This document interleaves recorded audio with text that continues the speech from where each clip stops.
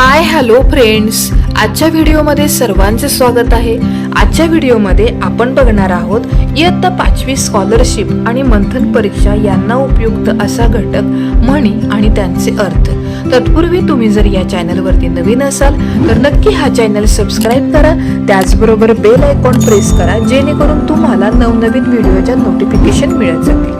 चला तर मित्रांनो, आपण आजच्या व्हिडिओला सुरुवात करतोय। बघा, आपल्या आजच्या व्हिडिओचा विषय आहे म्हणी आणि त्याचे अर्थ। आता सगळ्यात पहिल्यांदा प्रश्न आपल्या मनाला पडला पाहिजे की म्हणी म्हणजे नक्की काय, किंवा म्हण या शब्दाचा अर्थ काय आहे। तर म्हण म्हणजे काय, तर अनुभवांच्या खाणी असतात। मग अनुभवांच्या खाणी म्हणजे काय, तर आपले जे काही आजी आजोबा असू द्यात किंवा तुमचे जे पूर्वज आहेत त्यांनी जो अनुभव घेतलेला आहे त्या अनुभवावरनं त्यांनी काय केलेलं आहे, एक छोटंसं मर्यादित स्वरूपाचे जे वाक्य केलेलं आहे यालाच आपण काय म्हणतो, म्हणी असं म्हणतो। मग म्हणी कशा असतात ते, तर म्हणी ह्या नेहमी छोट्याशा वाक्यांमध्ये दिलेल्या असतात, ते आटोपशीर असतात आणि त्यातून काहीतरी बोध घेता येत असतो, यालाच आपण म्हणी असं म्हणतो। ठीक आहे। मग आता काय होतं, तर इथे कुठलाही मोठा आशय आपल्याला जर एखादा थोडक्यात सांगायचा असेल तर जे आपण वाक्यामध्ये सूत्रबद्ध अशा वाक्यामध्ये प्रकट करतो यालाच आपण काय म्हणतो, म्हणी असे म्हणतो। तर आजच्या व्हिडिओमध्ये आपण 200 म्हणींचा अभ्यास करणार आहोत, म्हणजे त्याचे अर्थ देखील समजून घेणार आहोत। बघा, आता पहिली म्हण बघा, अति तेथे माती। आता अति तेथे माती ही म्हण आपण कधी वापरतो, तर एखादा माणूस किंवा एखादी परिस्थिती किंवा त्या एखाद्या गोष्टीचा अतिरेक झाला तर शेवट हा कसा असतो, नुकसानकारकच असतो। यावेळेस आपण म्हण कोणती वापरतो, तर आपण म्हण वापरतो अति तेथे माती। मग अति तेथे मातीचा अर्थ काय झाला, कोणत्याही गोष्टीचा अतिरेक हा नुकसानकारकच असतो। ठीक आहे। मग एखादी व्यक्ती कुठल्याही गोष्टीचा गैरफायदा घेत असेल मोठ्या प्रमाणात, अति प्रमाणात, तर शेवट त्यांचा काय होतो, मातीमध्ये जातो, म्हणजे त्यांना शेवट नुकसान भोगावं लागतं। चला पुढच्या म्हणीमध्ये आपण येतो, अति शहाणा त्याचा बैल रिकामा। आता ही म्हण कधी आपण वापरतो, तर एखादा माणूस असतो त्याला नेहमीच असं वाटतं की मी शहाणा आहे, मीच हुशार आहे, आणि तो व्यक्ती जो कोणी शहाणपणा करणारा असतो त्याचं मात्र छोटंसं स्वतःचं काम असतं तेही त्याला नीट करता येत नाही। म्हणजे असा व्यक्ती की जो स्वतःला खूप हुशार समजतो, शहाणा समजतो, पण त्याचं जे काही काम असेल हे त्याचं त्यालाच नीट करता येत नाही। अशा वेळी आपण जी म्हण वापरतो त्याला आपण काय म्हणायचं, अति शहाणा त्याचा बैल रिकामा। त्यानंतर तिसऱ्या म्हणीमध्ये आपण येतोय बघा, पुढची म्हण, अडला हरी गाढवाचे पाय धरी। आता ही म्हण कधी वापरायचा, एखादा गरजवंत असेल, हुशार असेल, आणि जर त्याला गरज पडली तर त्याला काय करावं लागतं, मूर्ख माणसाची देखील विनवणी करावी लागते, किंवा मूर्ख माणसांच्या पुढे देखील हातपाय जोडावे लागतात। मग अशा वेळी आपण म्हण कोणती वापरतो, अडला हरी गाढवाचे पाय धरी। त्यानंतर पुढच्या म्हणीत आपण जाऊयात बघा, आता असतील शिते तर जमतील भूते। आता ह्याचा अर्थ काय होतो, तर याचा अर्थ असा शब्दशः घेऊ नका की भात जिथे आहे तिथं भूत येतात म्हणून, तर असा नाही। असतील शिते याचा अर्थ काय, जर तुमचा भरभराटीचा काळ असला, म्हणजे तुमच्याकडे पैसा पाणी भरपूर आहे, बरोबर आहे का, अशा वेळी तुमच्या भोवती खूप माणसे गोळा होतात। म्हणजे कसं, तर बघा, ज्याच्याकडे पैसा आहे ना त्याच्या भोवती कधी पण तुम्ही ऑब्झर्व करा, त्याच्या भोवती काय असतात, ते भरपूर माणसं त्याच्या भोवती, त्याचे मित्र असतील, मैत्रिणी असतील, या आजूबाजूला असतात। ते का, कारण त्याच्याकडे पैसा आहे। म्हणजेच असतील शिते तर जमतील भूते। आणि एखाद्याची परिस्थिती खूप खराब असेल तर त्याच्या शेजारी एकतरी माणूस फिरकतो का, अगदी 10 रुपये 15 रुपयासाठी त्याला कोणी जवळ करत नाही। मग या म्हणीचा अर्थ काय होतो, असतील शिते तर जमतील भूते। म्हणजेच काय, तर जर तुमचा भरभराटीचा काळ असेल, म्हणजे तुमच्याकडे पैसा पाणी मुबलक असेल, गाडी वगैरे असेल, तर तुमच्या भोवती नेहमी माणसांचा गराडा राहतो। आता त्या माणसांचं ध्येय एकच असतं की ह्याच्याकडे पैसा पाणी भरपूर आहे, तर ते आपल्याला जेवढं फुकटामध्ये खाता येईल ते आपल्याला करता आलं पाहिजे, यासाठी त्याच्या भोवती ती जमलेली गर्दी असते। पुढच्या म्हणीमध्ये आपण येतो, आग सोमेश्वरी आणि बंब रामेश्वरी। आता अर्थ काय होतो, तर बघा, याचा अर्थ असा होतो, आग लागली सोमेश्वरला पण बंब पुढे पोहोचला रामेश्वरला। म्हणजे काय, जिथे मदतीची गरज आहे तिथे मदत न पोहोचता ती भलतीकडे पोहोचते। अशा वेळी आपण ही म्हण वापरतो, आग सोमेश्वरी आणि बंब रामेश्वरी। त्यानंतर पुढच्या म्हणीत आपण जाऊयात, आगीतून फुपाट्यात। आता आगीतून फुपाट्यात म्हणजे काय, तर आगीतून फुपाट्यात म्हणजे लहान संकट होतं, त्यामध्ये पडतोय, त्यातनं बाहेर येतोयच, तोचपर्यंत लगेच मोठ्या संकटामध्ये अडकून राहणं किंवा त्यामध्ये सापडणं, यालाच आपण म्हणतो आगीतनं कशामध्ये आलो, फुफाट्यामध्ये आलो. त्यानंतर पुढच्या म्हणीमध्ये आपण येऊयात. बघा, पुढची म्हण आहे आधी पोटोबा मग विठोबा. आता ह्याचा अर्थ काय होतो, तर आधी पोटोबा म्हणजे काय आणि मग विठोबा म्हणजे काय, तर आधी स्वतःच्या पोट्या पाण्याचा विचार करणं महत्त्वाचं आहे आणि त्यानंतर परमार्थ करा. आता बऱ्याच जणांना असं वाटत असेल की मी परमार्थ करतोय म्हणजे मी देवाचं करतोय, मग घरातली जबाबदारी आपण सोडू शकत नाही. म्हणजेच काय, आधी स्वतःच्या पोटा पाण्याचा किंवा स्वतःचा पहिल्यांदा आपल्याला स्वार्थाचा विचार करावा लागतो आणि मग परमार्थाचा विचार करावा लागतो. म्हणून आपण म्हण वापरतो आधी पोटोबा मग विठोबा. त्यानंतर पुढची म्हण बघा, अंथरून पाहून हातपाय पसरावे किंवा पाय पसरावे. आता ह्याचा अर्थ काय होतो, तर आपली जेवढी ऐपत आहे त्याच मानाने तुम्हाला खर्च करायला लागणार आहे आणि जर तुम्ही त्याच्यापेक्षा जास्त करत असाल तर मग आपण त्याला काय म्हणतो, अरे अंथरून पाहून हातपाय पसरकी. म्हणजे काय, तर तुमची जी परिस्थिती आहे किंवा तुमच्याकडे जेवढा पैसा पाणी उपलब्ध आहे तेवढ्याच प्रकारामध्ये किंवा तेवढ्याच प्रमाणामध्ये जर तुम्ही खर्च व्यवस्थित करत असाल तर त्याला आपण म्हणतो अंथरून पाहून पाय पसरावे. पुढची म्हण बघा, आवळा देऊन कोहळा काढणे. आवळा देऊन कोहळा काढणे म्हणजे काय, तर आवळा द्यायचा आणि कोहळा काढायचा, म्हणजे छोटीशी गोष्ट द्यायची आणि त्याच्या मोबदल्यामध्ये मोठाच्या मोठा लाभ करून घ्यायचा, स्वतःचा फायदा करून घ्यायचा. अशा वेळी आपण म्हण वापरतो आवळा देऊन कोहळा काढणे. त्यानंतर पुढची म्हण बघा, आयत्या बिळात नागोबा किंवा आयत्या बिळावर नागोबा. म्हणजे काय, याचा अर्थ असा होतो दुसऱ्याच्या कष्टांवरती स्वार्थ साधणे. म्हणजे मदत तर काहीच केली नाही, तुम्ही काही कष्टही घेतला नाही, पण फायनल ज्यावेळेस एखादं काम पूर्ण होतं त्यावेळेस तुम्ही अगदी हजर राहता. अशा वेळी आपण म्हण काय म्हणतो, आयत्या बिळात नागोबा. त्यानंतर पुढच्या म्हणीमध्ये आपण येतोय बघा, आली या भोगासी असावे सादर. आता ह्याचा अर्थ काय होतो, जे नशिबात आहे ते भोगायला आपल्याला लागणारच आहे किंवा ते जे नशिबात आहे ते आपल्याला भोगावं लागणार आहे, त्याच्यासाठी आपल्याला तयारच राहावं लागणार आहे. यावेळेस आपण म्हण वापरतो आली या भोगासी असावे सादर. त्यानंतर पुढच्या म्हणीमध्ये आपण जाऊयात, आपला हात जगन्नाथ. आता ही म्हण कधी वापरतो, तर बऱ्याच वेळा आपण हातामध्ये काय करतो, भविष्य शोधण्याचा प्रयत्न करतो, पण नुसत्या रेषेवरती भविष्य ठरतं का, तर नाही. तुमचा हात हा जगन्नाथ आहे, म्हणजे तुम्ही तुमचं काम पूर्ण करण्यासाठी स्वतःच कष्ट करणे किंवा सोसणे योग्य ठरते. ठीक आहे. त्यानंतर पुढची म्हण बघा, आडात नाही तर पोहऱ्यात कुठून येणार. आता आडात नाही म्हणजे काय, जे आडातच नाही ते पोहऱ्यात कसं येणार, म्हणजे जे मुळात अस्तित्वातच नाही आहे, जे नाहीच आहे आजूबाजूला, तर त्याबद्दल आपल्याला मिळेल याची अपेक्षा करणं पण काय आहे, चुकीचं आहे. म्हणून आपण म्हण वापरतो आडात नाही तर पोहऱ्यामध्ये कुठून येणार. त्यानंतर पुढच्या म्हणीमध्ये आपण येतोय बघा, पुढची म्हण काय, तर आंधळा मागतो एक डोळा आणि देव देतो दोन डोळे. म्हणजे काय, तर किमान आपण थोड्याशा लाभाची अपेक्षा करतो, पण अपेक्षितपेक्षा जास्त तुम्हाला काहीतरी मिळालं तर अशा वेळी आपण म्हण काय म्हणतो, आंधळा मागतो एक डोळा देव देतो दोन डोळे. त्यानंतर पुढच्या म्हणीमध्ये आपण येतो, इकडे आड तिकडे विहीर. आता इकडे आड तिकडे विहीरचा अर्थ काय होतो, दोन्ही बाजूनी अडचणीमध्ये सापडणे. म्हणजे इकडे पण आड आणि तिकडे पण विहीर. म्हणजे काय, दोन्हीकडनं आपण संकटात जर सापडलं असेल तर अशा वेळी आपण ही म्हण वापरतो. त्यानंतर पुढची म्हण बघा, उतावळा नवरा गुडघ्याला बाशी. याचा अर्थ काय, उतावळेपणाने मूर्खासारखे वर्तन करणे. म्हणजे काय, नवरा जर उतावळा असेल तर डोक्याला बाशिंग लावण्याऐवजी कुठे लावतो, गुडघ्याला. म्हणजेच कसं, तर इतका उतावळा माणूस असेल तर तो काय करतो, उतावळेपणाच्या नादात मूर्खासारखं वर्तन करतो. अशा वेळी आपण ही म्हण वापरत असतो. त्यानंतर पुढची म्हण बघा, उचलली जीभ लावली टाळ्याला. आता ह्याचा अर्थ काय, तर कसल्याही प्रकारचा सारासार विचार न करता मनाला येईल ते बोलणे. अशा वेळी आपण ही म्हण वापरतो, उचलली जीभ लावली टाळ्याला. त्यानंतर पुढच्या म्हणीमध्ये आपण जाऊयात, उथळ पाण्याला खळखळाट फार. आता ह्याचा अर्थ काय होतो बघा, उथळ पाण्याला खळखळाट फार म्हणजे काय, तर ज्याच्या अंगामध्ये मुळातच कमी गुण आहेत तोच फक्त काय करतो, खूप मोठ्या मोठ्या बाता मारतो, त्याला आपण काय म्हणतो, उथळ पाण्याला खळखळाट फार. ठीक आहे, म्हणजे ज्याच्याकडे गुण काहीच नाहीये पण तोच काय करतो, त्या गुणांबद्दल जास्तीत जास्त माहिती लोकांमध्ये सांगण्याचा प्रयत्न करतो किंवा बढाया मारतो, अशा वेळी आपण ही म्हण वापरतो.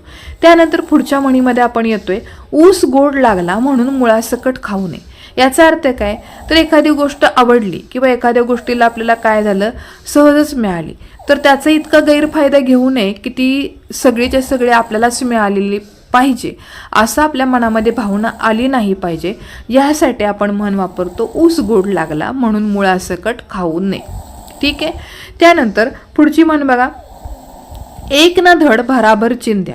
याचा अर्थ काय, एकाच वेळी भरपूर जर कामं तुम्ही घेतली तर कुठलंच काम नीट होत नाही आणि सगळेच कामं अयशस्वी होतात. अशा वेळी आपण म्हण वापरतो, एक ना धड भराभर चिंध्या. ठीक आहे. त्यानंतर पुढच्या म्हणीमध्ये आपण येऊयात. बघा आता पुढची म्हण काय, एका हाताने टाळी वाजत नाही. आता ह्याचा अर्थ काय, कुठलीही गोष्ट असणे म्हणजे भांडणं असू द्यात किंवा कुठलीही गोष्ट असू द्या, प्रत्येक घटनेमागे दोन्हीकडची माणसं जबाबदार असतात. ठीक आहे. आता दोन व्यक्तीमध्ये झालेलं भांडण हे फक्त एकट्यामुळं कधीच लागत नाही, तर दोन्हीकडच्या बाजूंमुळं झालेलं ते भांडण असतं. म्हणून आपण म्हण कुठली वापरतो, एका हाताने टाळी वाजत नाही. त्यानंतर पुढच्या म्हणीमध्ये आपण जाऊयात, ऐकावे जनाचे करावे मनाचे. आता ह्याचा अर्थ काय होतो, ऐकावे जनाचे करावे मनाचे, तर याचा अर्थ असा होतो की दुसऱ्याचं मत घ्या तुम्ही, ठीक आहे ना, सल्ला घ्या, पण नंतर सारासार विचार करून निर्णय मात्र तुम्हालाच घ्यायचा असतो किंवा तुम्ही जे ठरवलं फायनली त्याप्रमाणेच तुम्हाला काम करायचं असतं. अशा वेळी आपण म्हण वापरतो, ऐकावे जनाचे करावे मनाचे. त्यानंतर पुढच्या म्हणीमध्ये येतोय आपण, कर नाही त्याला डर कशाला. म्हणजे काय, ज्याच्याकडनं कुठलाच गुन्हा घडलाच नाहीये मग तो माणूस कधी घाबरेल का, तर नाही, त्याला कशाचीच भीती राहत नाही. अशा वेळी आपण म्हणतो, कर नाही त्याला डर कशाला. त्यानंतर पुढच्या व्हिडिओमध्ये येऊयात आपण. बघा पुढची म्हण काय आहेत, तर करावे तसे भरावे. आता करावे तसे भरावे म्हणजे काय, तर दुष्कृत्य करणाऱ्याला त्याचे परिणाम हे भोगावेच लागतात. करावे तसे भोगावे म्हणजे काय, एखादं चुकीचं जर तुम्ही काम केलं असेल तर त्या चुकीचे जे काही परिणाम असतील हे तुम्हाला कधी ना कधीतरी भोगावेच लागतात. आता समजा एखादा माणूस असेल, त्याने चोरी केली असेल, तर चोरी करणाऱ्याचा कधीतरी परिणाम काय घडतो, तर त्याला एकतर पोलीस स्टेशनमध्ये बोलवतात किंवा त्याला काय केलं जातं, जेलमध्ये टाकलं जातं. म्हणजेच काय, तुम्ही एखादं काम केलं, चुकीचं काम केलं, तर त्याचे परिणाम तुम्हाला कधी ना कधीतरी भोगावे लागत असतात. त्यानंतर पुढचा म्हण बघा काय, कामापुरता मामा. आता कामापुरता मामा म्हणजे काय, तर गरजेपुरतं फक्त गोड गोड बोलणारा असा जो लोभी माणूस असतो त्यालाच आपण काय म्हणतो, कामापुरता मामा असं म्हणतो. ठीक आहे. त्यानंतर काखेत कळसा आणि गावाला वळसा. म्हणजे काय, वस्तू जी हरवलेली आहे ती तुमच्या जवळच कुठेतरी असते पण ती लक्षात राहत नाही, म्हणून आता आपण काय करतो, सगळीकडे तिला शोधत बसतो पण ती वस्तू असते तुमच्याकडेच. अशा वेळी आपण म्हण वापरतो, काखेत कळसा गावाला वळसा. त्यानंतर पुढची म्हण बघा, काना मागून आली आणि तिखट झाली. म्हणजे काय, तर एखादी व्यक्ती जी दुसऱ्याच्या व्यक्तीपेक्षा अधिकाराने कमी किंवा वयाने पण कमी असती तरी पण ती काय करते, अल्पावधीत अगदी कमीत कमी वेळेमध्ये पहिल्या व्यक्तीपेक्षा जास्त मोठ्या पदावर जाते किंवा मोठ्या जागा मनामध्ये काय करतं, काबीज करते. अशा वेळी आपण म्हण वापरतो, काना मागून आली आणि तिखट झाली. त्यानंतर पुढची म्हण बघा, काळ आला होता पण वेळ नाही. म्हणजे काय, खूप मोठं संकट आलतं व त्या संकटातून देखील तो सही सलामत सुटत असेल तर आपण काय करतो, काळ आला पण वेळ नव्हती, अशा प्रकारची म्हण आपण वापरतो. त्यानंतर पुढच्या म्हणीमध्ये आपण येतोय बघा, कावळ्याच्या शापाने गुरं मरत नाही किंवा गाय मरत नाही. तर याचा अर्थ काय, तर शूद्र माणसाच्या निंदेचे थोरांचे काहीच नुकसान होत नाही किंवा त्यांच्या थोरपणामध्ये उणीव येत नाही किंवा उणेपणा येत नाही. आता याचा अर्थ काय, जी कमी डोक्याची माणसं असतात किंवा जी काही सर्वसामान्य लोक असतील कदाचित, तर ते काय करतात, ते खूप मोठ्या थोर विचारवंतांना किंवा थोर व्यक्तींना उगाचच मागून नावं ठेवत असतात. पण नुसतं मागून नावं ठेवल्यामुळं त्या थोरांच्या विचारांमध्ये किंवा थोरांच्या वागण्यामध्ये कधीच बदल होत नाही आणि त्यांचं कुठल्याही प्रकारचं नुकसान होत नाही. ओके, त्यावेळेस आपण म्हण वापरतो कावळ्याच्या शापाने गाय किंवा गुरे मरत नाहीत. त्यानंतर पुढची म्हण बघा, कुऱ्हाडीचा दांडा गोतास काळ. म्हणजे काय, आपलाच मनुष्य आपल्या नुकसानीला कारणीभूत होतो. आता कुऱ्हाडीचा दांडा गोतास काळ म्हणजे काय बघा, आता कुऱ्हाडीला दांडा कुठून मिळाला, झाडापासून.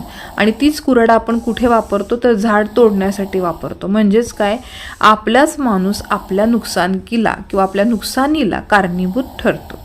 त्यानंतर पुढची म्हण, कोठे इंद्राचा ऐरावत आणि कोठे शामभटाची तट्टाणी.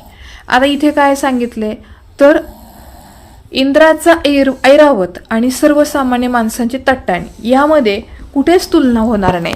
मग ही म्हण कधी वापरतात, खूप मोठा माणूस आणि सर्वसामान्य माणूस यांची आपण कधीच बरोबरी करू शकत नाही, अशा वेळी आपण ही म्हण वापरतो. त्यानंतर पुढची म्हण बघा, कोळसा उगळावा तितकाच काळा. म्हणजे काय, तर दुष्ट माणसाला तुम्ही कितीही चांगलं शिकवलं की असं वाग तसं वाग, तरी पण दुष्ट माणूस दुष्टपणा सोडत नाही. अशा वेळी आपण म्हण काय वापरतो, कोळसा उगळावा तितका काळाच. म्हणजे ते दुष्टाने दुष्टचक्र किंवा दुष्ट जे कर्म आहे ते कधी थांबवलेले असतात का, तर नाही. म्हणून अशा वेळी आपण म्हण वापरतो कोळसा उगळावा तितका काळाच. त्यानंतर पुढची म्हण बघा, कोंबडे झाकले म्हणून तांबडे फुटायचे राहत नाही. याचा अर्थ काय, एखादी घटना घडणार आहे निश्चितपणे, मग ती कोणाच्या प्रयत्नाने टाळता येत नाही, ती घटना घडतेच. मग अशा वेळी आपण म्हण काय वापरतो, कोंबडे झाकले तरी तांबडे फुटायचे राहत नाही. त्यानंतर पुढची म्हण बघा, कोंड्याचा मांडा करून खाणे.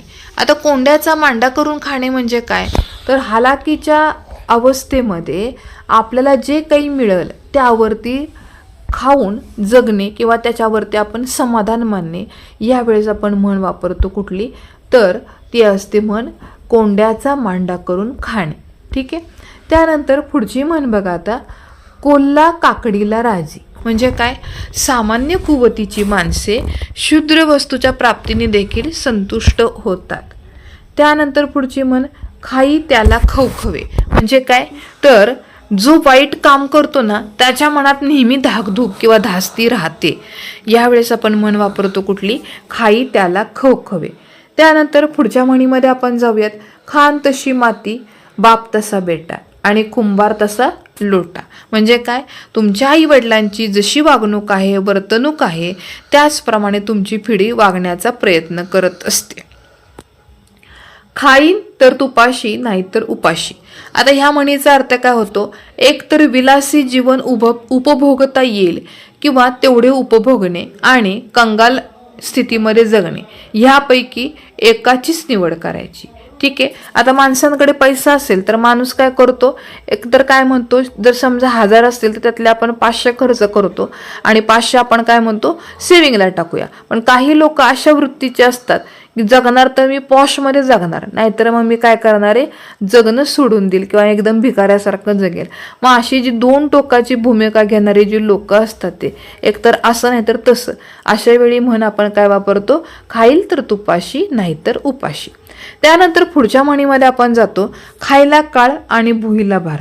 आता याचा अर्थ काय, की निरुद्योगी माणूस हा काय असतो, सर्वांना भारभूत होतो. म्हणजे काय, कामधंदा तर कुठलाच नाही, फक्त जेवायचं खायचं आणि फुकट दुसऱ्यांकडनं पोचलं गेलं. अशा वेळी आपण काय म्हणतो, खायला काळ आणि भुईला भार. त्यानंतर पुढची म्हण बघा, गरजवंताला अक्कल नसते. आता एखाद्या व्यक्तीला गरज आहे खूप कुठली तरी गोष्टीची, खूप मोठ्या प्रमाणावर गरज आहे, आजच्या आजच हवी. मग अशा वेळी तो माणूस आजूबाजूला मित्रमैत्रिणींकडे जातो. म्हणजेच काय, गरजवंताला अक्कल नसते, कारण अक्कलीचा वापर करून आपली गरज आपण भागवू शकत नाही. ठीक आहे ना. म्हणून ही म्हण वापरली जाते, गरजवंताला अक्कल नसते. त्यानंतर पुढच्या म्हणीमध्ये आपण येतोय बघा, आता कुठली म्हण आहे, तर गर्वाचे घर खाली. आता गर्वाचे घर खाली म्हणजे काय, तर गर्विष्ठ माणसाला शेवटी पराभव किंवा अपमान स्वीकारावाच लागतो. ओके. म्हणून आपण म्हण वापरतो गर्वाचे घर खाली. गरज सरो आणि वैद्य मरो. म्हणजे काय, तुमची गरज जर संपली तर ज्याने तुम्हाला मदत केलेली आहे त्याला देखील तुम्ही विसरून जाता. त्यानंतर गरजेल तो पडेल काय. म्हणजे काय, तर केवळ बडबड करणाऱ्याच्या हातून प्रत्येक वेळी कुठलेच किंवा प्रत्येक वेळी कुठलंही चांगलं काम घडत नाही. त्यानंतर पुढची म्हण बघा, गाढवाला गुळाची चव काय.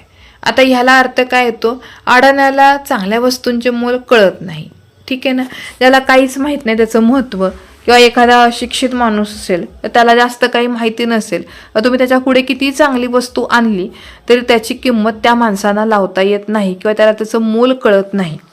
त्यानंतर गाव करी ते राव न करी, म्हणजे काय, सर्वसामान्य माणसांनी एकजूट करून एखादं काम करायचं जर ठरवलं तर तेच काम एखाद्या श्रीमंत माणसाने जरी असं ठरवलं की पैसा देईल आणि मी श्रीमंत माणूस आहे, मी काही करेल, तर तसं होत नाही.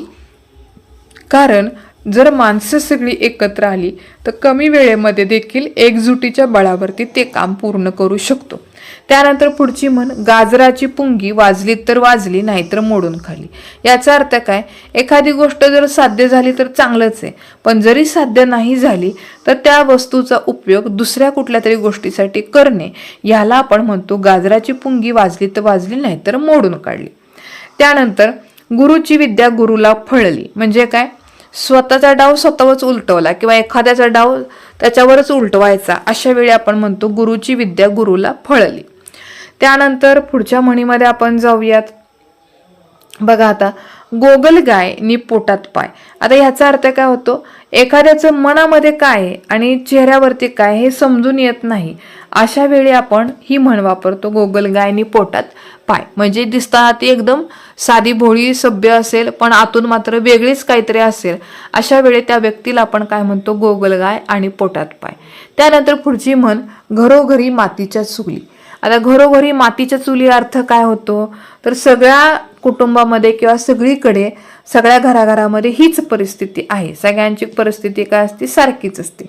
त्यानंतर पुढची म्हण, 4 दिवस सासूचे 4 दिवस सुनेचे. म्हणजे काय, तर प्रत्येकाला आपल्या आयुष्यामध्ये कधीतरी एकदा तरी आयुष्यामध्ये अधिकार गाजवण्याची संधी मिळतेच. त्यानंतर पुढची म्हण बघा, चोराच्या मनात चांदणे.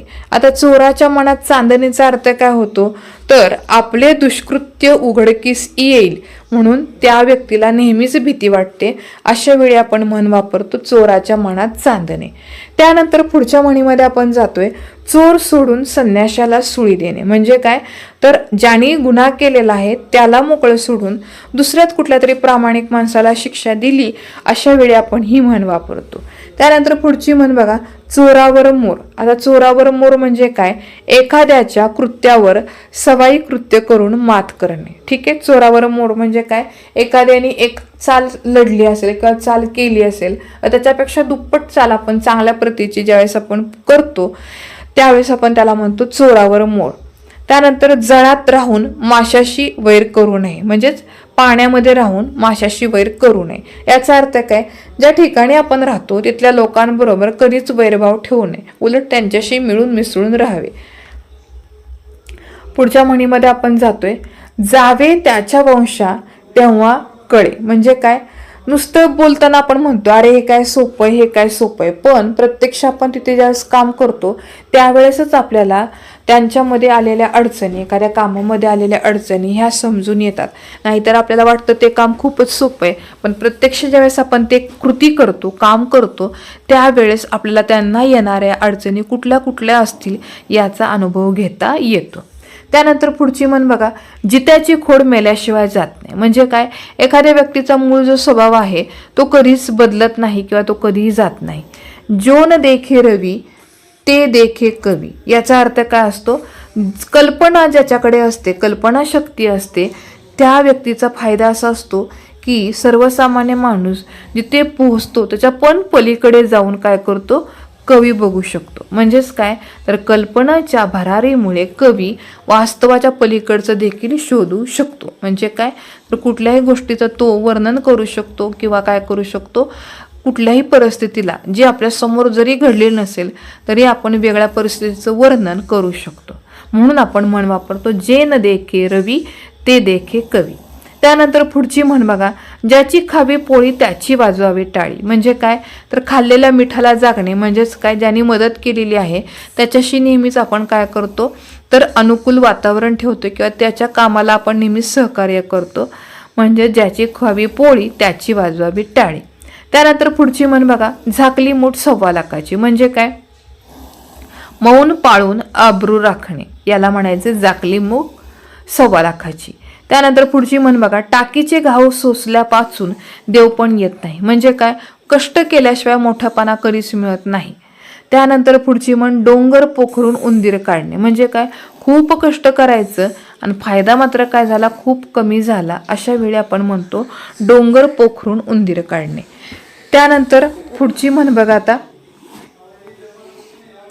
तळे राखी तो पाणी चाकी. याचा अर्थ काय होतो, एखादी गोष्ट ज्याच्या स्वाधीन केलेली आहे तो त्याचा थोडा तरी उपभोग घेणारच. ठीक आहे, त्यावेळेस आपण म्हण काय म्हणतो, जो तळे राखतो तो पाणी चाकतोच.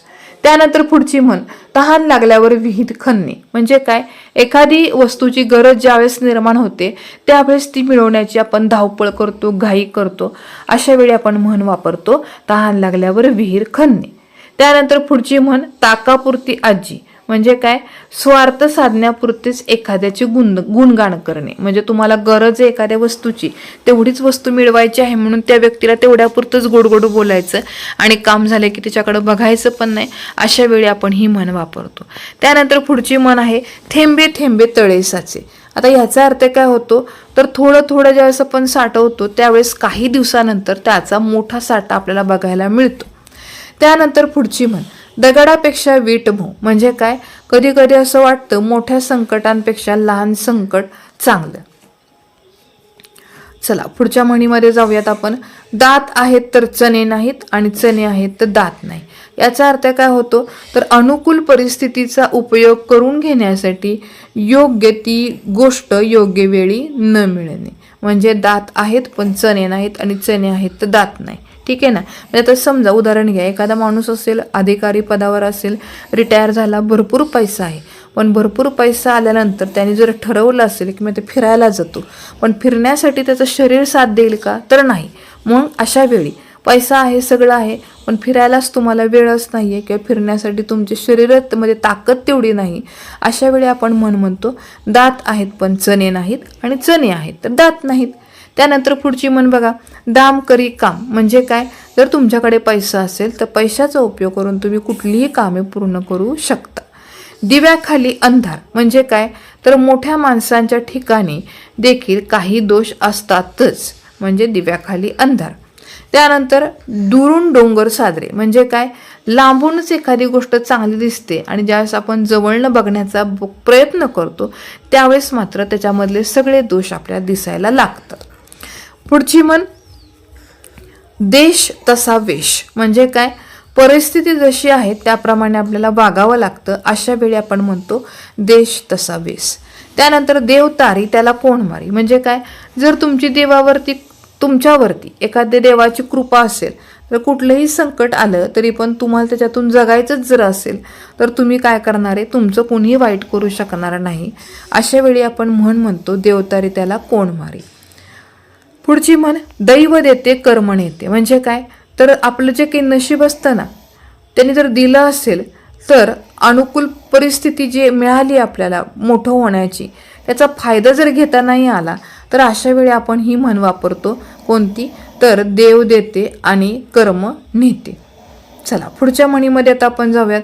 दोघांचे भांडण तिसऱ्याचा लाभ. म्हणजे काय, भांडण करता आणि त्यामध्ये तिसरा कोणीतरी येतो आणि ते भांडण सोडवण्याचा प्रयत्न करण्याच्या नादात म्हणजे दोघांचंही नुकसान होत असेल तर अशा वेळी आपण म्हण वापरतो दोघांचे भांडण तिसऱ्याचा लाभ.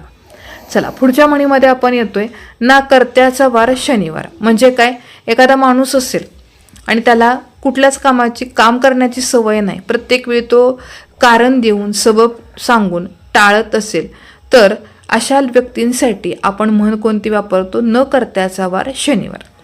नंतरची म्हण आहे, नव्याचे 9 दिवस. म्हणजे काय, एखादी गोष्ट जोपर्यंत नवीन आहे तोपर्यंतच आपण त्याचं कौतुक करतो, एकदा ती जुनी झाली की त्याच्याकडे आपण जास्त बघत नाही. अशा वेळी वापरलेली ही म्हण आहे. नाव मोठे लक्षण खोटे. म्हणजे काय, भक्का मोठा पण वस्तुस्थिती नेमकी त्याच्या विरुद्ध असते. अशा वेळी आपण म्हणतो नाव मोठे आणि लक्षण खोटे.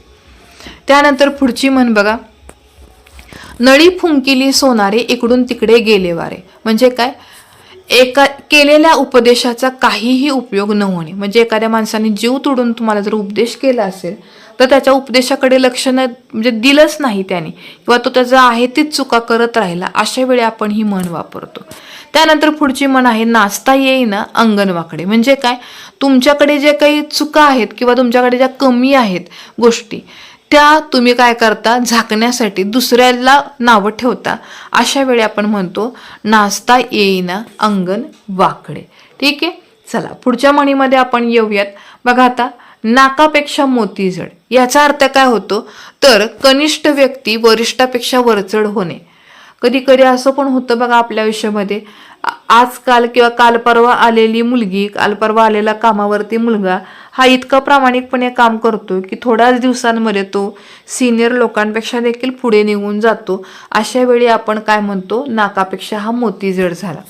त्यानंतर नावडतीचे मीठ आळणे. म्हणजे काय, नावडते व्यक्तीने कुठेही चांगलं तुम्ही स्वयंपाक केला, कुठलीही गोष्ट चांगली केली तर त्याच्यावरती नेहमी चुकाच निघतात. म्हणूनच आपण म्हण वापरतो नावडतीचे मीठ अळणे. त्यानंतर पळसाला पाणी देईल. याचा अर्थ काय, तुम्ही जगाच्या पाठीवर कुठे जरी गेला तर परिस्थिती तीच राहते. अशा वेळी आपण ही म्हण वापरतो. त्यानंतर पाचामुखी परमेश्वर. तर याचा अर्थ काय होतो, पुष्कळ लोक जे बोलतात तेच योग्य मानतात. त्यानंतर पालथ्या घागरीवरती पाणी. याचा अर्थ होतो केलेल्या उपदेशाचा काहीही परिणाम न होणे, म्हणजेच पालथ्या घागरीवरती पाणी. आता पुढच्या म्हणीमध्ये आपण येतोय, पुढच्याच ठेस मागचा शहाणा. म्हणजे दुसऱ्या व्यक्तीचा अनुभव बघितल्यानंतर काय करतो, पहिला जो व्यक्ती त्यावेळेस तो काय करतो, स्वतःमध्ये सुधारणा करतो, धडा घेतो. आणि अशा वेळी आपण म्हणतो पुढच्याच ठेस मागचा शहाणा. म्हणजे पुढच्या चुका आपल्याला आता जर लवकर कळाल्या तर आपण त्या चुका पुढच्या वेळेस होऊ देत नाही. म्हणजे त्याच्यापेक्षा आपण एक स्टेप पुढे निघून जातो. त्यानंतर पुढची म्हण आहे प्रयत्नांती परमेश्वर. आता प्रयत्नांती परमेश्वरचा अर्थ काय असतो, तर कितीही अवघड गोष्ट असू द्या ती प्रयत्नाने साध्य होतेच. त्यानंतर पुढची म्हण आहे पदरी पडले पवित्र झाले. आता ह्याचा अर्थ काय होतो, तर कुठलीही गोष्ट एकदा जर स्वीकारली की बाबा हे मला करायचंच आहे, तर त्याच्यामध्ये जेवढे काही दोष आहेत ह्या दोषांकडे आपण दुर्लक्ष करतो आणि आपल्या त्या वस्तू पूर्ण करण्यावरती फोकस ठेवतो. म्हणून मग आपण म्हण वापरतो पदरी पडले पवित्र झाली.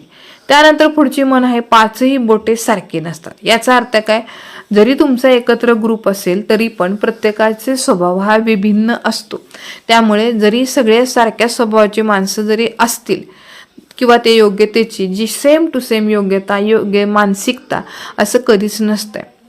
पुढची म्हण बघा, पी हळद आणि हो गोरी. याचा अर्थ काय, कुठलीही गोष्टीचं फळ ताबडतोब मिळावे अशी चुकीची अपेक्षा बाळगणे. त्यानंतर पुढची म्हण आहे बळी तो कानपिळी. आता बळी तो कानपिळीचा अर्थ काय असतो, तर बलवान माणूस नेहमीच गरिबांवरती किंवा त्याच्यापेक्षा परिस्थितीने कमी असलेल्या व्यक्तींवरती नेहमीच हुकूमत गाजवतो. बुडत्याचा पाय खोलात. याचा अर्थ येतो माणसाची अवनती होऊन मग ती लोक काय करतात, ते अनेक बाजूनी पुढे पुढे पुढे अवनती होती किंवा संकट येत राहतात. अशा वेळी आपण म्हणतो बुडत्याचा पाय खोलात. म्हणजे आधीच संकटात आहे आणि अजून वरून संकट यायला लागली, अशा वेळी आपण ही म्हण वापरतो. त्यानंतर पुढची म्हण आहे बैल गेला आणि झोपा केला. म्हणजे एखादी गोष्ट झाल्यानंतर त्याची केलेली व्यवस्था ही काय असते, वाया गेल्यातच जमा आहे, बरोबर आहे की नाही. म्हणून आपण म्हण वापरतो बैल गेला आणि झोपा केला. पुढची म्हण आहे बोलाचाच भात आणि बोलाचीच कढी. म्हणजे काय, तर प्रत्यक्ष कृती काहीच करायची नाही, फक्त बडबड बडबड करायची. अशा वेळी आपण म्हण वापरतो बोलाचाच भात आणि बोलाचीच कढी. पुढचा म्हणीचा अर्थ समजून घेऊयात आपण. भुकेला कोंडा आणि निजेला धोंडा. म्हणजे काय, जेवायला आपल्याला काय करायचंय, तर आपण काय करतो, गरज पडल्यानंतर बघा जे काय असेल गरजेच्या वस्तू त्यावेळेस आपण त्या हव्यात असं कधी म्हणत नाही. अगदी आणीबाणीची वेळ असेल तर आपण छोट्या छोट्या गोष्टींवरती देखील समाधान मानतो किंवा आपण काय करतो, जी छोटीशी गोष्ट आहे त्याच्यामधूनच आपली गरज पूर्ण करण्याचा प्रयत्न करतो. अशा वेळी आपण ही म्हण वापरतो भुकेला कोंडा आणि निजेला धोंडा. यानंतर पुढच्या म्हणीमध्ये आपण येतोय बघा, भीत्या पोटी ब्रह्मराक्षस. आता याचा अर्थ काय, तर एखादा घाबरणारा माणूस असेल किंवा भित्रा माणूस असेल तर नेहमी संकटही त्याच्या जागेवर येतात किंवा त्याच्याकडे येत असतात ते. अशा वेळी आपण ही म्हण वापरतो. पुढच्या म्हणीमध्ये आपण येतोय भरवशाच्या म्हशीला टोनगा. म्हणजे काय, तर ज्याच्याकडून खात्रीने अपेक्षा करावी त्याच्याकडनंच अपेक्षा भंग होणे. भीक नको पण कुत्र आवर. म्हणजे ज्याच्याकडे मदतीच्या अपेक्षेने जावं त्याच्याकडून मदत न मिळता उलट संकट ओढवतात. अशा वेळी आपण ही म्हण वापरतो. त्यानंतर पुढची म्हणे मऊ सापडले म्हणून कोपराने खणू नये. म्हणजे काय, एखाद्या माणसाचा चांगुलपणाचा गैरफायदा कधीच घेऊ नये. त्यानंतर मुलाचे पाय पाळण्यात दिसतात. म्हणजे काय, एखाद्या जो काही व्यक्ती असेल त्याचं जो काही पुढे भविष्यात मोठा होणार असेल त्याची चुणूक आपल्याला लहानपणीच कुठेतरी लागलेली असते, म्हणून आपण ही म्हण वापरतो. नंतरची म्हण आहे मनी वसे ते स्वप्नी दिसे. आता याचा अर्थ काय, तुमच्या मनामध्ये जे चाललंय ना तेच तुमच्या स्वप्नामध्ये देखील दिसत असतं. पुढची म्हण बघा रात्र थोडी सोंगे पार. म्हणजे काय, कामे भरपूर आहेत पण ती कामं पूर्ण करायला वेळच नाही. अशा वेळी आपण म्हण वापरतो रात्र थोडी सोंगे फार. चला पुढच्या म्हणीमध्ये आपण आता जाऊयात. रोज मरे त्याला कोण रडे. आता सततच बघा घडणाऱ्या ज्या गोष्टी असतात त्यामुळं आपल्याला वाईट वाटायचं किंवा त्याचं महत्त्व देखील देण्याचं वाटत नाही. बरोबर आहे का. म्हणजे जर एखादी गोष्ट नेहमीच घडत आहे तर अशा वेळी नेहमीच घडणाऱ्या गोष्टीकडे माणसांना महत्त्व द्यावंसं वाटतं का, तर नाही. ती लोक त्याकडे दुर्लक्ष करतात आणि आपापले कामं करत राहतात. पुढची म्हण आहे लहान तोंडी मोठा घास. आता लहान तोंडी मोठा घास म्हणजे काय, तर आपल्या योग्यतेस न शोभेल असे वर्तन करणे म्हणजे लहान तोंडी मोठा घास. पुढची म्हण आहे लेकी बोले सुने लागे. म्हणजे काय, एकाला उद्देशून बोललं म्हणजे मुलीला जर बोललं तर ते आपोआपच सुनेला पण लागतं किंवा सुनेला पण ते बोलणं बसलेलं असतं. अशा वेळी आपण म्हण वापरतो लेकी बोले सुने लागे. त्यानंतर पुढची म्हण बघा काय, तर ती आहे वासरात लंगडी गाय शहाणी. आता वासरात लंगडी गाय शहाणीचा अर्थ काय, तर अडाणी लोक असतील तर ह्या अडाणी लोकांमध्ये जरी अर्धवट शिकलेला माणूस असेल ना तरी तो पण मोठा वाटायला लागतो अडाणी लोकांना, म्हणून ही म्हण आहे. त्यानंतर त्याच्या पुढची म्हण बघा काय, शीतावरून भाताची परीक्षा. म्हणजे काय, तर एखाद्या छोट्या वस्तूची जर पारख केली किंवा परीक्षा घेतली तर त्यावरून आपोआपच मोठी वस्तू कशी असेल याचा अंदाज येऊ शकतो किंवा एखादी घटना कशी असेल याचा आपण अंदाज घेऊ शकतो. याच्यानंतर पुढचा प्रश्न बघा शेंडी तुटो की पारंबी तुटो. म्हणजे काय, निश्चय ठाम निश्चय असेल त्यावेळेस आपण ही म्हण वापरतो. याच्या पुढची म्हण शेरा सव्वा शेर. म्हणजे काय, तर समर्थ माणसाला त्याच्यापेक्षाही अधिक सामर्थ्यवान माणूस भेटतो.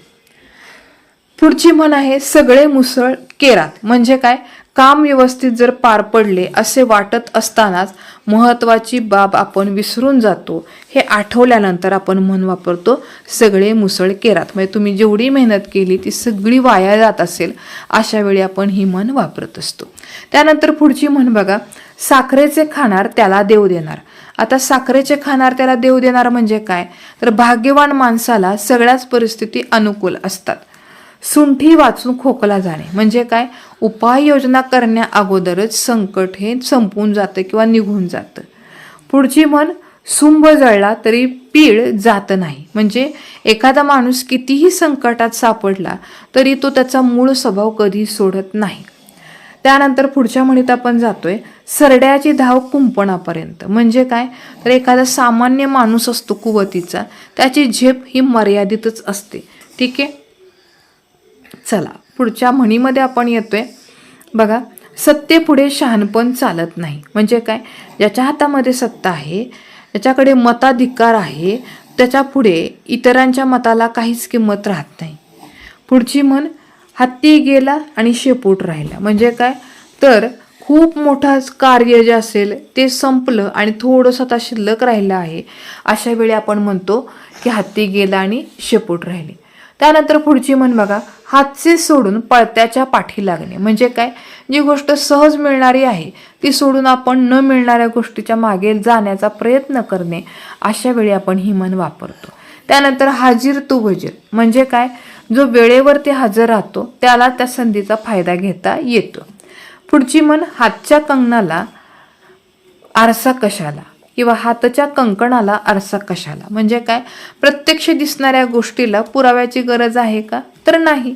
त्यानंतर पुढची म्हण, हलवायाच्या घरावर तुळशीपत्र. म्हणजे काय, दुसऱ्याच्या जीवावर स्वतः उदारपणा दाखवणे. पुढच्या म्हणीमध्ये येतोय आपण, हसतील त्याचे दात दिसतील. म्हणजे एखादी गोष्ट करताना निंदा करणाऱ्याची किंवा टिंगल करणाऱ्याची कधीच पर्वा करायची नसते. अशा वेळी आपण ही म्हण वापरतो. ओके, तर बघा विद्यार्थी मित्रांनो, अशा प्रकारे आपण आजच्या व्हिडिओमध्ये म्हणी आणि त्याचे अर्थ समजावून घेतले. जर तुम्हाला या व्हिडिओवरून किंवा ह्या चॅनलवरचे व्हिडिओ आवडत असतील तर नक्की ह्या चॅनलला सबस्क्राईब करा. त्याचबरोबर बेल आयकॉन देखील प्रेस करा आणि या व्हिडिओची लिंक इतर विद्यार्थ्यांपर्यंत देखील शेअर करा. धन्यवाद. आजच्या व्हिडिओमध्ये आपण इथेच थांबूयात. भेटूयात उद्याच्या भागात.